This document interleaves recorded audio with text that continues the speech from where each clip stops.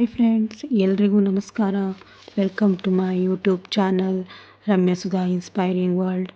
ಎಲ್ಲರೂ ಹೇಗಿದ್ದೀರಾ? ಎಲ್ಲರೂ ಚೆನ್ನಾಗಿದ್ದೀರಾ ಅಂತ ಭಾವಿಸ್ತಾ ನಾನು ತುಂಬ ಚೆನ್ನಾಗಿದ್ದೀನಿ. ನಮ್ಮ ಜರ್ನಿಯ 2ನೆಯ ದಿನ, ಡೇ 2. ನಾವು ವಿಜಯವಾಡಗೆ ಇನ್ನೂ ರೀಚ್ ಆಗೋಕ್ಕೆ ಸುಮಾರು 120 ಕಿಲೋಮೀಟರ್, ಅಂದರೆ ಸುಮಾರು 2 ಗಂಟೆಯ ಜರ್ನಿ ಬಾಕಿ ಇದೆ. ರಾತ್ರಿ ಇಲ್ಲೇ ಸ್ಟೇ ಆಗಿದ್ವಿ. ಈಗ ಬೆಳಗ್ಗೆ ಸುಮಾರು 6:30 ಆಗಿದೆ. ಇನ್ನೂ ಹಿಮ ಹೇಗೆ ಸುರಿತಾ ಇದೆ ನೋಡಿ. ಎಲ್ಲ ರೆಡಿಯಾಗಿದ್ದೀವಿ. ವೆದರ್ ಅಂತೂ ತುಂಬ ಚೆನ್ನಾಗಿದೆ. ನಾವು ಹಾಗೆ ಸ್ವಲ್ಪ ಎಂಜಾಯ್ ಮಾಡ್ತಾ ಇದ್ದೀವಿ.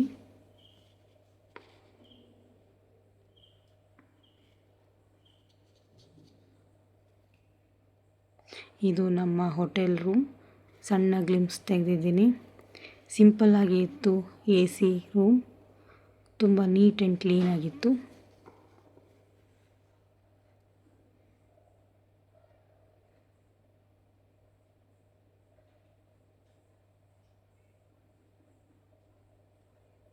ಇದು ನನ್ನ ಔಟ್ಫಿಟ್ ಇವತ್ತಿಂದು. ಸೊ ನಾವು ಎಲ್ಲ ರೆಡಿಯಾಗಿದ್ವಿ. 7 ಗಂಟೆ ಆಗಿತ್ತು. ಸೊ ಹಾಗೆ ಹೊರಟ್ವಿ. ನಮ್ಮ ವಿಜಯವಾಡ ಎಕ್ಸ್ಪ್ಲೋರಿಂಗ್ ಜರ್ನಿ ಸ್ಟಾರ್ಟ್ ಆಗಿದೆ. ತುಂಬಾ ಹಿಮ ಸುರಿತಾ ಇತ್ತು. 7 ಗಂಟೆ ಆದರೂ ಇನ್ನೂ ಅಷ್ಟು ಫಾಗ್ ಇತ್ತು. ರೋಡೇ ಕಾಣಿಸ್ತಿರ್ಲಿಲ್ಲ. ಸೊ ಹಾಗೆ ನಮ್ಮ ಜರ್ನಿ ಸ್ಟಾರ್ಟ್ ಆಯಿತು. ಇನ್ನು ನಮ್ಮದು 2 ಗಂಟೆಯ ಜರ್ನಿ ಇದೆ. ಸೊ ಬೆಳಗ್ಗೆ ಆಗಿರೋದ್ರಿಂದ ತುಂಬ ಕೋಲ್ಡ್ ಆಗಿತ್ತು. ನೋಡಿ, ಸೂರ್ಯ ಉದಯ ಆಗಿದೆ.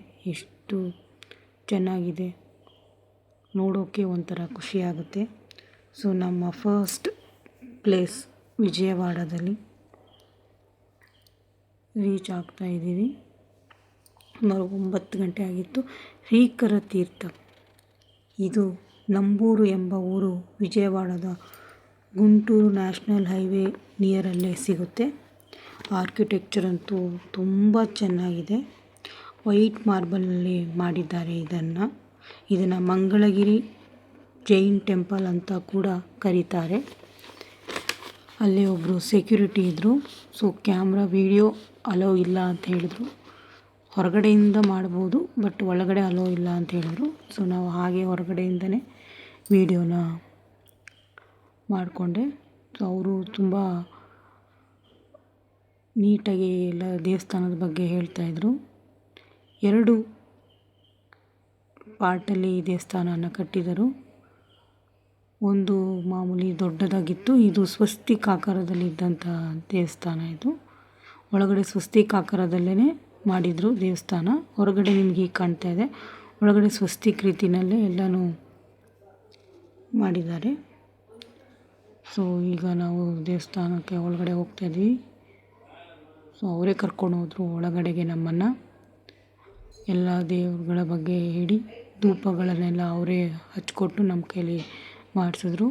ವಿಶೇಷವಾಗಿ ಏನಿತ್ತು ಅಂದರೆ, ಅಲ್ಲಿ ಒಂದು ಹುಂಡಿ ಇತ್ತು, ಕಲ್ಲಿನಲ್ಲಿ ಮಾಡಿದ ಹುಂಡಿ. ಅಲ್ಲಿ 1 ರೂಪಾಯಿ ಕಾಯಿನ್, 2 ರೂಪಾಯಿ ಕಾಯಿನ್ನ ಹಾಕಿ ಕೆಳಗಡೆ ಒಂದು ದೇವಿಯ ದೇವಸ್ಥಾನ ಇದೆ.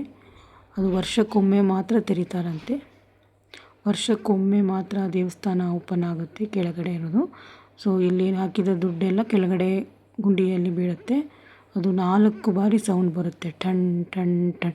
ನಾವು ಒಂದು ಕಾಯಿನ್ ಹಾಕಿ ಕಿವಿ ಇಟ್ಟು ಕೇಳಿದಾಗ ಟಣ್ ಟಣ್ ಅಂತ 4 ಬಾರಿ ಸೌಂಡ್ ಬರುತ್ತೆ. ಅದು ಬಹಳ ತುಂಬ ವಿಶೇಷ ಅನ್ನಿಸ್ತು ಈ ದೇವಸ್ಥಾನದಲ್ಲಿ. ಸೊ ನಾವು ಕೂಡ ಕಾಯಿನ್ ಹಾಕಿ ಟೆಸ್ಟ್ ಮಾಡಿ ಕಿವಿ ಕೊಟ್ಟು ಎಲ್ಲರೂ ಕೇಳಿದ್ವಿ. ಒಂಥರ ಚೆನ್ನಾಗಿದೆ ನೋಡಿ, ಮೇನ್ ಟೆಂಪಲ್ನ ದೇವರು. ಸೊ ಇದನ್ನು ನೋಡಿಕೊಂಡು ಹಾಗೆ ಪಕ್ಕದಲ್ಲಿದ್ದಂಥ ಸ್ವಸ್ತಿಕ್ ದೇವಸ್ಥಾನಕ್ಕೂ ಹೋದ್ವಿ. ಅದು ಕೂಡ ಬಹಳ ಚೆನ್ನಾಗಿ ಮಾಡಿದ್ದಾರೆ. ನಿಮಗೆ ಹೊರಗಡೆ ಅದರ ರೂಪವನ್ನು ಹಾಕಿರೋದು, ಇದು ಫೋಟೋ ನೋಡ್ತಾ ಇದ್ದೀರಾ ವಿಡಿಯೋದಲ್ಲಿ, ಇದೇ ರೀತಿ ಇದೆ ಒಳಗಡೆ ದೇವಸ್ಥಾನ. ಬಟ್ ಒಳಗಡೆ ಅಲೋ ಇಲ್ಲದೆ ಇರೋ ಕಾರಣ ನಾವು ಹೋಗಿ ಎಲ್ಲ ನೋಡ್ಕೊಂಬಂದು. ಬಟ್ ಬಹಳ ಚೆನ್ನಾಗಿತ್ತು ದೇವಸ್ಥಾನ. ಇದು ಸ್ವಸ್ತಿಕ್ ಆರ್ಕಿಟೆಕ್ಚರ್ ಫಾರ್ಮ್ 108 ಡಿಫರೆಂಟ್ ಅವತಾರವನ್ನು ನಿರ್ಮಿಸಿದ್ದಾರೆ. ಭಾಳ ಚೆನ್ನಾಗಿದೆ. ಸೊ ಹಾಗೆ ನಮ್ಮ ಜರ್ನಿ ಸ್ಟಾರ್ಟ್ ಆಯಿತು. ಮುಂದಿನ ವಿಜಯವಾಡದ ಮತ್ತೊಂದು ಸ್ಥಳಕ್ಕೆ ನಮ್ಮ ಭೇಟಿ. ನಾವು ಹೊರಟಿದ್ದು ಮಂಗಳಗಿರಿಯ ಬೆಟ್ಟದ ಕಡೆಗೆ. ಅಲ್ಲಿ ಒಂದು ಅದ್ಭುತವಾದ ಒಂದು ದೇವಸ್ಥಾನ ಇತ್ತು. ಅದರ ಬಗ್ಗೆ ಕೆಲವರಿಂದ ತಿಳಿದುಕೊಂಡು ನಾವು ಹೋಗಿದ್ದು. ಪಾನಕಲ ನರಸಿಂಹ ದೇವಸ್ಥಾನ, ಇದನ್ನು ಪಾನಕ ಸೇವಿಸುವ ನರಸಿಂಹಸ್ವಾಮಿ ಅಂತಲೂ ಕರೀತಾರೆ. ಈ ದೇವರಿಗೆ ಪಾನಕವೇ ನೈವೇದ್ಯ. ಇದು ಬೆಟ್ಟದ ಮೇಲೆ, ಮಂಗಳಗಿರಿಯ ಬೆಟ್ಟದ ತಪ್ಪಲಲ್ಲಿ ಈ ದೇವಸ್ಥಾನವಿದೆ. ಇದು ಮಂಗಳಗಿರಿಯ ಬೆಟ್ಟದ ಮೇಲೆ ನೆಲೆಸಿದೆ. ಸುಮಾರು 600 ಮೆಟ್ಟಿಲುಗಳು ಇದೆ. ಕಾರ್ನಲ್ಲಿ ಹತ್ತಿರಕ್ಕೆ ನಾವು ಹೋಗಬಹುದು. ನರಸಿಂಹಸ್ವಾಮಿಯು ಈ ಲಕ್ಷ್ಮೀ ದೇವಿಯೊಂದಿಗೆ ದೇವಾಲಯದ ಮುಖ್ಯ ದೇವರು. ಈ ಪ್ರಾಣಕಾಲ ನರಸಿಂಹ ದೇವರನ್ನು ಚಿನ್ನದ ಮುಕುಟದಿಂದ ಮುಚ್ಚಿರುವ ದೊಡ್ಡ ಬಾಯಿಯಿಂದ ಪ್ರತಿನಿಧಿಸಲಾಗುತ್ತಿದೆ. ಇದನ್ನು ಸುದರ್ಶನ ನರಸಿಂಹ ಅಂತ ಕೂಡ ಕರೆಯುತ್ತಾರೆ. ಭಗವಂತನಿಗೆ ತನ್ನ ಕಮಲದ ಬಾಯಿಯ ಮೂಲಕ ಪಾನಕವನ್ನು ಅರ್ಪಿಸಲಾಗುತ್ತದೆ. ಅರ್ಪಿಸಿದ ಪಾನಕದ ಅರ್ಧದಷ್ಟು ಭಾಗವು ಪ್ರಸಾದವಾಗಿ ಹಿಂತಿರುಗಿಸುತ್ತಾರೆ. ಈ ಪ್ರಸಾದವನ್ನು ಭಕ್ತರಿಗೆ ಅರ್ಪಿಸಲಾಗುತ್ತದೆ. ಪಾನಕವು ನರಸಿಂಹದೇವರ ಕಮಲದ ಬಾಯಿಯಿಂದ ಕೆಳಗೆ ಇಳಿದಾಗ ದೇವರ ಬಳಿ ಇರುವ ಭಕ್ತರ ಗುನುಗುವ ಶಬ್ದವನ್ನು ಕೇಳಬಹುದು. ಪಾನಕ ಪ್ರಸಾದವನ್ನು ಸ್ವೀಕರಿಸುವ ಭಕ್ತರು ನಿಜಕ್ಕೂ ಪುಣ್ಯವಂತರು. ನಾವು ಹಾಗೆಯೇ ಪಾನಕದ ಸೇವೆಯನ್ನು ನಾವು ಮಾಡಿದ್ವಿ. ನಾವು ಕೊಟ್ಟಂತಹ ಪಾನಕವನ್ನು ನಮಗೆ ಕೊಡ್ತಾರೆ. ನಾವು ಎಷ್ಟು ಜನ ಇರ್ತೀವೋ ಅಷ್ಟು ಜನಕ್ಕೆ ಲೋಟದಲ್ಲಿ ಹಾಕ್ಕೊಡ್ತೀವಿ. ಇಲ್ಲಾಂದರೆ ಪಾನಕವನ್ನು ನಾವು ಈಗ ಸೇವಿಸ್ತಾ ಇದ್ವಿ. ಹಾಗೆ ಲೋಟಕ್ಕೆ ಹಾಕಿ ಕೊಟ್ಟರು. ಸೊ ನಾವು ಹಾಗೆ ಪಾನಕವನ್ನು ಕುಡಿದು ದೇವಸ್ಥಾನಕ್ಕೆ ನಮಸ್ಕಾರವನ್ನು ಮಾಡಿ ಹೊರಟ್ವಿ. ಈ ದೇವಾಲಯ ಬೆಳಗ್ಗೆ 7 ಗಂಟೆಗೆ ದರ್ಶನ ಮತ್ತು ಪಾನಕ ಅರ್ಪಿಸಲು ತೆರೆಯುತ್ತದೆ. ಹಾಗೆ ಮಧ್ಯಾಹ್ನ 3 ಗಂಟೆವರೆಗೆ ದರ್ಶನ ಮುಕ್ತಾಯವಾಗುತ್ತದೆ.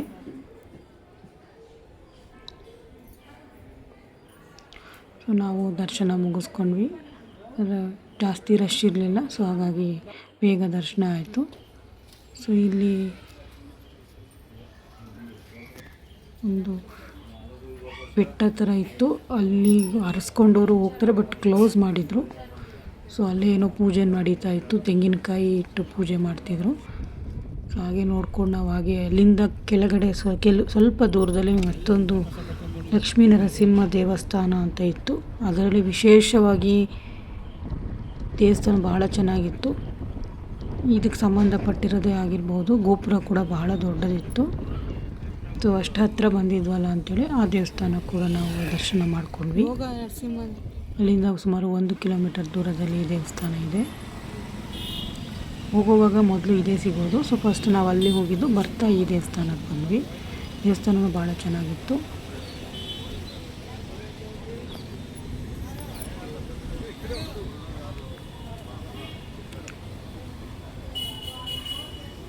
ನೋಡ್ಬೋದು.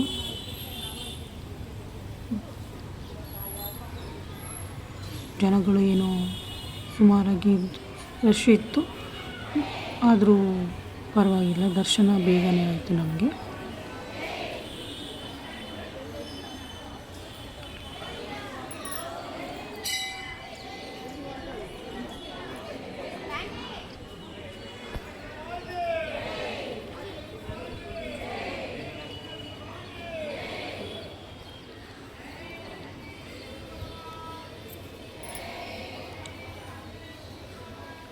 ಈ ದೇವಸ್ಥಾನವು ಕೂಡ ಪಾನಕಲ ದೇವಸ್ಥಾನಕ್ಕೆ ಸಂಬಂಧಪಟ್ಟಿದ್ದೇ ಆಗಿರಬಹುದು. ಹೆಚ್ಚಾಗಿ ಇದರ ಬಗ್ಗೆ ಗೊತ್ತಾಗಲಿಲ್ಲ. ಬಟ್ ಲಕ್ಷ್ಮೀ ನರಸಿಂಹ ದೇವರು ಬಹಳ ಅದ್ಭುತವಾಗಿತ್ತು. ದರ್ಶನ ತುಂಬ ಚೆನ್ನಾಗಾಯಿತು. ದೇವಸ್ಥಾನದ ಗರ್ಭಗುಡಿಗೆ ಮೊಬೈಲ್ ಅಲೋ ಇರಲಿಲ್ಲ. ಬಟ್ ನಾನು ಮೊಬೈಲ್ ತೊಗೊಂಡು ಹೋಗ್ಬೋದಿತ್ತು, ಬಟ್ ಫೋಟೋ ತೆಗೆಯೋ ಹಾಗೆ ಇರಲಿಲ್ಲ. ಸೊ ಹಾಗಾಗಿ ನಾವು ದರ್ಶನ ಮಾಡಿಕೊಂಡ್ವಿ. ನೀವೇ ನೋಡ್ಬೋದು. ನಾನು ಪ್ರಯತ್ನ ಪಟ್ಟೆ, ಬಟ್ ಪುರೋಹಿತರು ಅಡ್ಡ ಇದ್ದಿದ್ದರಿಂದ ಹಾಗಾಗಿ ಅಷ್ಟಾಗಿ ಕಾಣಿಸ್ಲಿಲ್ಲ. ಸೊ ಹಾಗೆ ನಾವು ದರ್ಶನ ಮಾಡಿಕೊಂಡು ಬಂದ್ವಿ. ಹಾಗೆ ಅಲ್ಲೇ ಪ್ರಸಾದವನ್ನು ಕೊಡ್ತಾಯಿದ್ರು, ದೇವಸ್ಥಾನದ್ದು ಪುಳಿಯೋಗರೆ. ಸೊ ಹಾಗೆ ಪ್ರಸಾದವನ್ನು ನಾವು ತಗೊಂಡು ಪ್ರಸಾದವನ್ನು ಸೇವಿಸಿ ದೇವಸ್ಥಾನದಿಂದ ಮುಂದಿನ ನಮ್ಮ ಪ್ರಯಾಣವನ್ನು ಮುಂದುವರಿಸಿದ್ವಿ. ಸೊ ನಾವು ಮುಂದೆ ಹೋಗಿದ್ದು ಉಂಡವಳ್ಳಿ ಕೇವ್ಸ್. ಆಂಧ್ರ ಪ್ರದೇಶದ ವಿಜಯವಾಡ ಬಳಿಯ ಉಂಡವಳ್ಳಿಯಲ್ಲಿರುವ ಅದ್ಭುತವಾದ ಬಂಡೆಯಿಂದ ಕೆತ್ತಿದ ಗುಹೆಗಳು ವಿಶಿಷ್ಟವಾಗಿದೆ. ಈ ಗುಹೆ ಸಂಕೀರ್ಣದಲ್ಲಿ ಬೌದ್ಧ, ಜೈನ ಮತ್ತು ಹಿಂದೂ ಪ್ರಭಾವದ ಪದರಗಳನ್ನು ನೋಡಬಹುದು. ಈ ಗುಹೆಗಳು ಮೂಲತಃ 4ನೇ ಮತ್ತು 5ನೇ ಶತಮಾನಗಳ ನಡುವೆ ನಿರ್ಮಿತವಾಗಿದೆ. ಗುಹೆಗಳು ಸುಂದರವಾದ ಶಿಲ್ಪಗಳು ಮತ್ತು ಜೀವಂತ ಪ್ರತಿಮೆಗಳಿಂದ ಅಲಂಕರಿಸಲ್ಪಟ್ಟಿದ್ದರೂ ಅತ್ಯಂತ ಅದ್ಭುತವಾದ ದೃಶ್ಯಗಳನ್ನು ಕಾಣಬಹುದು. ಇದು ಬಹಳ ಚೆನ್ನಾಗಿತ್ತು, ನೋಡೋಕ್ಕಂತೂ ಅದ್ಭುತವಾಗಿತ್ತು. ನನಗಂತೂ ನೋಡಿದ ತಕ್ಷಣ ತುಂಬ ಖುಷಿಯಾಯಿತು. ಅದ್ರ ಒಳಗಡೆ ಹೋಗೋಕ್ಕೆ ತುಂಬ ಭಯ ಆಗ್ತಿತ್ತು. ಕಿಚಿ ಕಿಚಿ ಕಿಚಿ ಸೌಂಡು.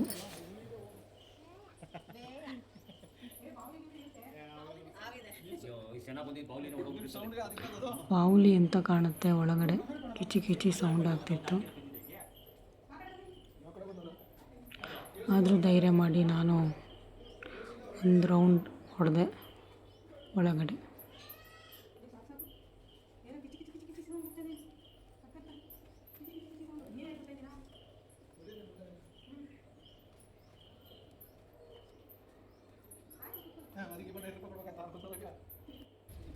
ಸೊ ಹಾಗೆ ಮೇಲ್ಗಡೆ ಹೊರಟ್ವಿ.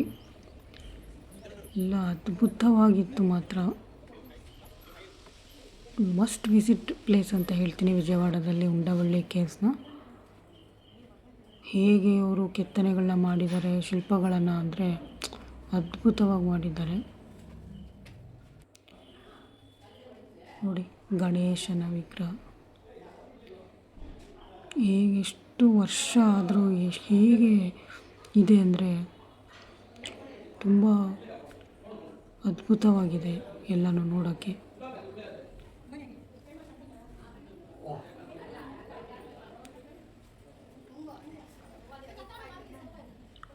ನಾವು ಫುಲ್ಲು ಎಲ್ಲ ನೋಡಿಕೊಂಡು ಫುಲ್ಲು ಸುತ್ತ ಒಂದು ಎಲ್ಲರೂ ಚಪ್ಪಲಿ ಬಿಟ್ಟಿದ್ರು. ನಾವು ಏನು ಎಲ್ಲರೂ ಚಪ್ಪಲಿ ಬಿಟ್ಟಿದ್ದಾರೆ, ಬರೀ ಕಾಲಲ್ಲಿ ಓಡಾಡ್ತಿದ್ದಾರಲ್ಲ ಅಂದ್ಬಿಟ್ಟು ನಾವು ಚಪ್ಪಲಿ ಬಿಟ್ವಿ. ಅದ್ರ ಬಗ್ಗೆ ಕ್ಯೂರಿಯಾಸಿಟಿ ಇತ್ತು ಏನು ಅಂತ. ಯಾಕಂದ್ರೆ ನಾನು ಅದ್ರ ಬಗ್ಗೆ ಅಷ್ಟು ಹೆಚ್ಚಾಗಿ ತಿಳಿದಿರಲಿಲ್ಲ. ನನಗೆ ಉಂಡವಳ್ಳಿ ಕೇವ್ಸ್ ಅಂತ ಗೊತ್ತಿತ್ತು, ಅಲ್ಲಿ ವಿಶೇಷವಾಗಿ ಏನಿದೆ ಅನ್ನೋದು ನನಗೆ ಗೊತ್ತಿರಲಿಲ್ಲ. ಸೊ ಎಲ್ಲರೂ ಚಪ್ಪಲಿ ಬಿಟ್ಟಿದ್ದಾರೆ ಅಂಥೇಳಿ ನಾವು ಬಿಟ್ವಿ. ಮೇಲೆ ಏನೋ ದೇವಸ್ಥಾನ ಇದೆ ಅಂತ ಹೇಳಿದ್ರು. ಸೊ ಹಾಗಾಗಿ ನಾವು ಮೇಲೆ ಹೊರಟಾಗ ಗೊತ್ತಾಯಿತು. ಅದರಲ್ಲಿ ಅದ್ಭುತವಾದ ದೃಶ್ಯವೆಂದರೆ ಅಲ್ಲಿ 5 ಮೀಟರ್ ಉದ್ದದ ವಿಷ್ಣುವಿನ ಪದ್ಮನಾಭನ ಪ್ರತಿಮೆಯು ಒಂದೇ ಗ್ರಾನೈಟ್ ಬ್ಲಾಕ್ನಿಂದ ಕೆತ್ತಿದ ಶೇಷನಾಗದ ಮೇಲೆ ಹೊರಗಿರುವ ಭಂಗಿಯಲ್ಲಿ ವಿಶ್ರಾಂತಿ ಪಡೆಯುತ್ತಿರುವುದು ರೀತಿಯಲ್ಲಿ ಕೆತ್ತಿದ್ದಾರೆ. ಇದು ವಿಷ್ಣುವಿನ ಪ್ರತಿಮೆ. ವಿಷ್ಣು ಪದ್ಮನಾಭ 5 ಅಡಿ 5 ಮೀಟರ್ ಉದ್ದ ಇದೆ. ತುಂಬ ಚೆನ್ನಾಗಿದೆ. ಒಳಗಡೆ ಹೋದ್ರಂತೂ ಅಷ್ಟು ಒಳ್ಳೆ ವೈಬ್. ಇಲ್ಲಿ ಎಲ್ಲ ನೀವೇ ನೋಡ್ಬೋದು, ಆಟ ಆಡೋ ಅಂಥದ್ದು ಎಲ್ಲ ಕೆತ್ತಿಟ್ಟಿದ್ದಾರೆ. ಚೆನ್ನಾಗಿತ್ತು ನೋಡೋಕ್ಕೆ. ಯಾರಾದರೂ ವಿಜಯವಾಡ ಬಂದರೆ ಖಂಡಿತ ಈ ಪ್ಲೇಸ್ನ ಮಿಸ್ ಮಾಡಬೇಡಿ. ಬಂದು ತುಂಬ ಎಂಜಾಯ್ ಮಾಡ್ತೀರಾ. ಒಂದು ಎಲ್ಲ ವಿಶೇಷವಾಗಿ ವಿಷ್ಣುವಿನ ದೇವಸ್ಥಾನವನ್ನು ನೋಡಿಕೊಂಡು ಎಲ್ಲ ಹೋಗಿ ಅಂತ ಹೇಳ್ತೀನಿ.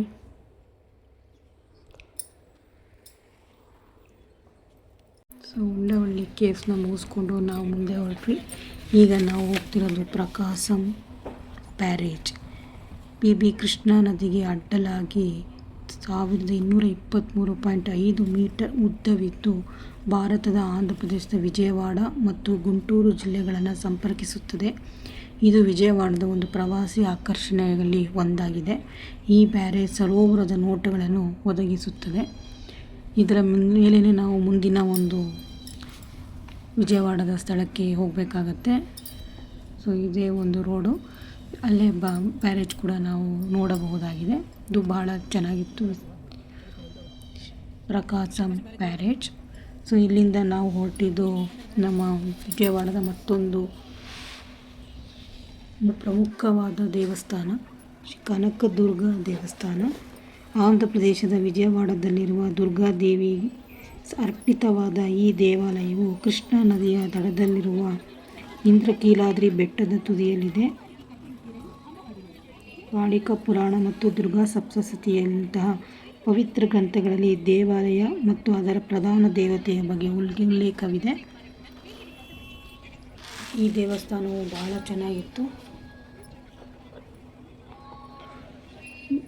ಗೌರ್ಮೆಂಟ್ ಬಸ್ಗಳು ಕೂಡ ತುಂಬ ಇತ್ತು ದೇವಸ್ಥಾನಕ್ಕೆ. ನಾವು ಮೊಬೈಲ್ ಅಲೋ ಇಲ್ಲ ಅಂತ ಹೇಳಿದ್ರು. ಸೊ ಹಾಗಾಗಿ ಕಾರ್ನಲ್ಲೇ ಮೊಬೈಲ್ ಇಟ್ಟು ನಾವು ದೇವಸ್ಥಾನಕ್ಕೆ ಹೋಗಿ ಬಂದು ಮತ್ತೆ ಮೊಬೈಲ್ ತಗೊಂಡು ಈಗ ದೇವಸ್ಥಾನವನ್ನು ಮಾಡ್ತಾಯಿದ್ದೀನಿ. ಇಲ್ಲಿ 3 ರೀತಿಯ ದರ್ಶನಗಳಿವೆ. ಒಂದು ಧರ್ಮ ದರ್ಶನ, ಒಂದು ಮುಖ ದರ್ಶನ, ಮತ್ತೊಂದು ಹತ್ತಿರವಾದ ದರ್ಶನ. ಸೊ ಧರ್ಮ ದರ್ಶನ ಅಂದರೆ ಫ್ರೀ ದರ್ಶನ, ಮತ್ತೊಂದು 100 ರೂಪಾಯಿಂದ, ಮತ್ತೊಂದು 300 ರೂಪಾಯಿಂದ. ನಾವು ರಶ್ಯನ್ ಅಷ್ಟಿಲ್ಲದೆ ಇರೋದ್ರಿಂದ ಧರ್ಮ ದರ್ಶನದಲ್ಲೇ ಮಾಡಿದ್ವಿ. ಅಂದರೆ ದೇವರನ್ನು ಸ್ವಲ್ಪ ದೂರದಿಂದ ನೋಡೋದು. ನೀವು ದುಡ್ಡು ಜಾಸ್ತಿ ಕೊಟ್ಟಷ್ಟು ಹತ್ತಿರ ಕರ್ಕೊಂಡು ಹೋಗ್ತಾರೆ, ದುಡ್ಡು ಇಲ್ಲದಷ್ಟು ಸ್ವಲ್ಪ ದೂರದಿಂದ. ಬಟ್ ದೇವರು ಎಲ್ಲರಿಗೂ ಒಂದೇ ಥರ ಕಾಣ್ತಾರೆ, ದೂರದಿಂದ ನೋಡ್ತೀವಿ ಅಷ್ಟೇ. ದೇವಸ್ಥಾನ ಬಹಳ ಚೆನ್ನಾಗಿತ್ತು. ಸೊ ದೇವಸ್ಥಾನ ಮುಗಿಸ್ಕೊಂಡು ನಾವು ಮುಂದೆ ನಮ್ಮ ಜರ್ನಿನ ಮುಂದುವರಿಸಿದ್ವಿ. ಅಲ್ಲಿ ಭಾಳ ಚೆನ್ನಾಗಿತ್ತು. ನೀವೇ ನೋಡ್ತಾ ಇದ್ದೀರ ವ್ಯೂ ಎಷ್ಟು ಚೆನ್ನಾಗಿದೆ ಅಂತ. ಅಲ್ಲಿಂದ ನಿಮಗೆ ಅದು ಪ್ರಕಾಶಂ ಬ್ಯಾರೇಜ್ ಕೂಡ ಕಾಣಿಸುತ್ತೆ. ನಾವು ಅಲ್ಲಿಂದ ಹೊರಟು ನಮ್ಮ ಮುಂದಿನ ವಿಜಯವಾಡದ ಮತ್ತೊಂದು ಪ್ರವಾಸಿ ತಾಣಕ್ಕೆ ಹೊರಟ್ವಿ. ಓಪನ್ ಮಾಡಿದ್ರೆ ಒಂದ್ಸಲ ಎತ್ತೆ ಬಿಡೋಣ. ಗಾಂಧಿ ಹಿಲ್. ವಿಜಯವಾಡದ ಅತ್ಯಂತ ಜನಪ್ರಿಯ ಪ್ರವಾಸಿ ತಾಣಗಳಲ್ಲಿ ಗಾಂಧಿ ಬೆಟ್ಟವು ಒಂದು. ಇದು ನೆಲದಿಂದ ಸುಮಾರು 550 ಅಡಿ ಎತ್ತರದಲ್ಲಿದೆ. ಮಂಗಳವಾರ ಹೊರತುಪಡಿಸಿ ಪ್ರತಿದಿನ ತೆರೆದಿರುತ್ತದೆ. ಸಂಜೆ 4 ಗಂಟೆಯಿಂದ ರಾತ್ರಿ 8:30ವರೆಗೂ ತೆರೆದಿರುತ್ತದೆ. ಇಲ್ಲಿ 52 ಅಡಿಯ ಸ್ತೂಪ ಇಲ್ಲಿ ನಾವು ಕಾಣಬಹುದು. ನೋಡಿ, ವಿಜಯವಾಡ ಕಂಪ್ಲೀಟಾಗಿ ನಿಮಗೆ ಮೇಲೆ ಹೋಗ್ತಾ ಇದ್ದರೆ ರೈಲ್ವೆ ಸ್ಟೇಷನ್ ಪ್ರತಿಯೊಂದು ಜಾಗನೂ ಕೂಡ ನಿಮಗೆ ಮೇಲಿಂದ ಕಾಣುತ್ತೆ. ನಾವು ಹೋದ ಸಮಯ 4 ಗಂಟೆ ಆಗಿತ್ತು. ಜನ ಯಾರೂ ಅಷ್ಟಿರಲಿಲ್ಲ. ನಾವೇ ಇದ್ದಿದ್ದು ಅಲ್ಲಿ. ಮೇಲಿಂದ ಅಂತೂ ವಿಜಯವಾಡ ಪೂರ್ತಿ ಕಾಣುತ್ತೆ ನಿಮಗೆ, ಯಾಕಂದರೆ ಎತ್ತರದಲ್ಲಿರೋದ್ರಿಂದ. ಸೊ ಇದು ಸ್ತೂಪ, 52 ಅಡಿಯ ಸ್ತೂಪ ಇದು. ತುಂಬ ಚೆನ್ನಾಗಿತ್ತು. ನಾವಿನ್ನೂ ಸ್ವಲ್ಪ ಲೇಟಾಗಿದ್ದರೆ ಸೂರ್ಯ ಅಸ್ತ ನೋಡ್ಬೋದಿತ್ತು. ಬಟ್ ಅದಕ್ಕೆ ಇನ್ನೂ ಸಮಯ ಇತ್ತು. ಅಲ್ಲಿ ತನಕ ವೆಯ್ಟ್ ಮಾಡಿದ್ರೆ ನಮಗೆ ಮುಂದೆ ಲೇಟ್ ಆಗುತ್ತೆ ಅನ್ನೋ ಕಾರಣಕ್ಕೆ ನಾವು ನೋಡ್ಕೊಂಡು, ಇನ್ನೂ ಬಿಸಿಲು ತುಂಬ ಇತ್ತು. 4 ಗಂಟೆ ಆಗಿರೋದ್ರಿಂದ ನಾವು ಸುತ್ತಮುತ್ತ ಎಲ್ಲ ನೋಡಿದ್ವಿ. ಸೊ ಹಾಗೆ ನೋಡ್ಕೊಂಡು ನಾವು ಲಿಫ್ಟ್ ಕೂಡ ಅಲ್ಲಿ ಫೆಸಿಲಿಟಿ ಕೊಟ್ಟಿದ್ದಾರೆ, ಲಿಫ್ಟಲ್ಲಿ ಹೋಗ್ಬೋದು. ಹೋಗುವಾಗ ನಾವು ನಡ್ಕೊಂಡು ಹೋದ್ವಿ, ಬರೋವಾಗ ಲಿಫ್ಟಲ್ಲಿ ಬಂದ್ವಿ. ಹಾಗಾಗಿ ತುಂಬ ಚೆನ್ನಾಗಿತ್ತು. ಸೊ ಕೆಳಗಡೆ ಹೋಗ್ತಾ ಅಲ್ಲಿ ನೀವು ನೋಡ್ಬೋದು ಟಾಯ್ ಟ್ರೈನ್ ಕೂಡ ಇದೆ. ಅದು 5 ಗಂಟೆ ಮೇಲೆ ಸ್ಟಾರ್ಟ್ ಮಾಡ್ತೀವಿ ಅಂದರು, ಫ್ರೀ ಅಂತೆ. ಸುತ್ತ ಒಂದು ರೌಂಡ್ ಹಾಕಿ ಕರ್ಕೊಂಡು ಬರ್ತಾರೆ ಟಾಯ್ ಟ್ರೈನಲ್ಲಿ. ಸೊ ನಮಗೆಲ್ಲ ರೆಡಿ ಮಾಡಿದರು, ಬಟ್ ಅವರು 5:05ವರೆಗೆ ಸ್ಟಾರ್ಟ್ ಮಾಡ್ತೀವಿ, ಜನ ಬರಬೇಕು ಅಂದರು. ಅಲ್ಲಿ ತನಕ ವೆಯ್ಟ್ ಮಾಡೋಕ್ಕೆ ನಮಗೆ ಲೇಟ್ ಆಗುತ್ತೆ ಅನ್ನೋ ಕಾರಣಕ್ಕೆ ನಾವು ಹಾಗೆ ಹೊರಟ್ವಿ. ಸೊ ಅಲ್ಲಿಂದ ಹೊರಟಾಗ ಸಂಜೆ ಆಗಿತ್ತಲ್ಲ, ತುಂಬ ಬಿಸಿಲಿದ್ದಿದ್ದ ಕಾರಣ ಕಲ್ಲಂಗಡಿ ಹಣ್ಣು ತಿನ್ನಬೇಕು ಅಂತ ಹೇಳಿ, ಸೊ ಇವರು ನಮ್ಮ ಮನೆಯವರು ಒಂದು ಫುಲ್ಲು ಕಲ್ಲಂಗಡಿ ಎಣ್ಣೆ ತೊಗೊಂಡ್ರು. ಸೊ ಅಲ್ಲೇ ಕಟ್ ಮಾಡಿಸಿ ಎಲ್ಲನೂ ಕವರ್ಗೆ ಹಾಕಿಸ್ಕೊಂಡು, ಸೊ ನಾವು ಒಟ್ಟಿಗೆ ತೊಗೊಂಬಿಟ್ರೆ ತಿನ್ನೋಕ್ಕೆ ಸರಿ ಹೋಗುತ್ತೆ, ಪೀಸ್ ಬೇಡ ಅಂಥೇಳಿ ಒಂದು ಫುಲ್ ಕಲ್ಲಂಗಡಿ ಎಣ್ಣೆ ಕಟ್ ಮಾಡಿಸಿದ್ವಿ. ಅವರು ನೀಟಾಗಿ ಕಟ್ ಮಾಡಿ ಎಲ್ಲ ಕವರ್ಗೆ ಹಾಕಿ ರೆಡಿ ಮಾಡಿ ಕೊಟ್ಟರು. ನಾವು ಹಾಗೆ ಎಲ್ಲ ಕವರ್ಗೆ ಹಾಕಿಸ್ಕೊಂಡು ಕಾರ್ನಲ್ಲೇ ಕೂತ್ಕೊಂಡು ತಿಂದ್ವಿ. ಬಿಸಿಲಿಗೆ ಇದಕ್ಕಿಂತ ಬೇರೆ ಇನ್ನೇನು ಬೇಕು ಹೇಳಿ? ಕಾಫಿ ಟೀ ಎಲ್ಲ ಕುಡಿಯೋದಕ್ಕಿಂತ ಈ ಥರ ಹಣ್ಣು ತಿಂದುಬಿಟ್ರೆ ಎಷ್ಟೋ ಸೆಕೆ ಕಡಿಮೆ ಆಗುತ್ತೆ.